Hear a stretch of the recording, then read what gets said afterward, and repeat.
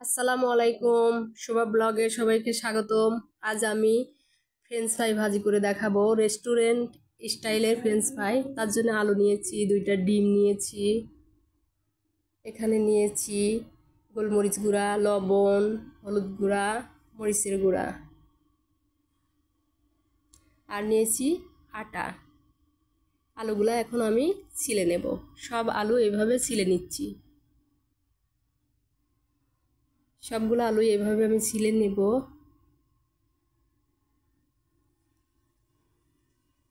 দেখুন, সবগুলো আলু এভাবে আমি ছিলে নিলাম। এখন এগুলো আমি কেটে নেব, সাইজ করে কেটে নেব। দুই সাইড থেকে কিছু অংশ আমি ফেলে দিচ্ছি।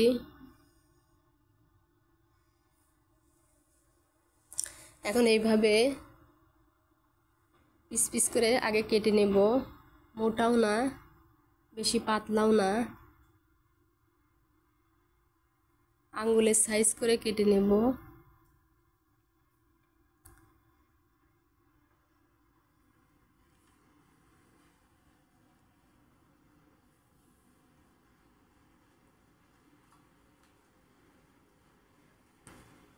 দেখুন, বেশি মোটাও করি নাই, বেশি পাতলাও না, পরিমাণ মতন করে কেটে নিয়েছি পিস পিস করে। সবগুলো আলুই আমি এভাবে কেটে নেব।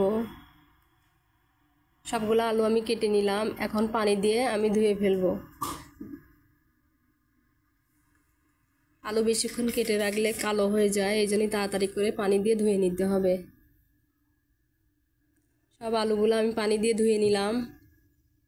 এখন এখানে গরম পানি দিয়েছিলাম, একটু লবণ দিয়ে দিলাম। আলুগুলো হালকা সিদ্ধ করে নেব।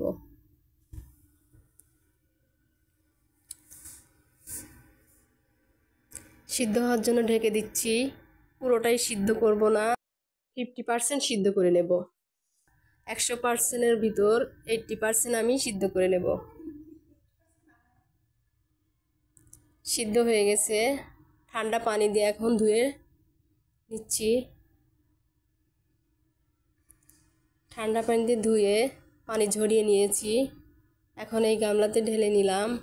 দিয়ে দেব গোলমরিচ গুঁড়া, মরিচের গুঁড়া, হলুদ গুঁড়া, আর পরিমাণ মতো লবণ,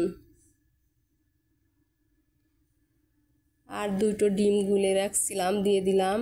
পরিমাণ মতো আটাও দিলাম। এখন হাত দিয়ে ভালো করে মেখে নেব। সব উপকরণ দিয়ে আমি হাত দিয়ে ভালো করে মেখে নিলাম। এখন দিয়ে দেব 1 চামচ বেকিং পাউডার। কর্নফ্লাওয়ারটা দিয়ে আমি ভালো করে মেখে নিচ্ছি। আলতো হাতে মাখতে হবে যাতে আলুটা ভেঙে না যায়।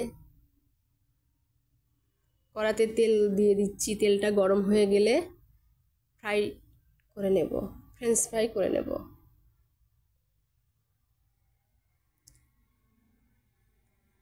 তেলটা গরম হয়ে গেছে। আমি আলুগুলা এখন দিয়ে দিচ্ছি ফ্রাই করার জন্য। সব আলুগুলো আমি একবারে ভাজবো না, 2-3 বার ভেজে নেব। গরম তেলে আলুগুলা দিয়েছি, একটু নেড়ে চেড়ে দেব। গরম তেলে এগুলো একটু নেড়ে চেড়ে দিচ্ছি। এটা যখন ভাজা হয়ে যাবে তখন একটা একটা হয়ে যাবে। দেখুন কি সুন্দর হয়ে গেছে, কালার এসে গেছে। আমি তুলে নিচ্ছি। যখন এরকম কালার আসবে তখন উঠাই নিতে হবে। সবগুলো কালারই একই রকম হয়েছে, আমি উঠাই নিচ্ছি।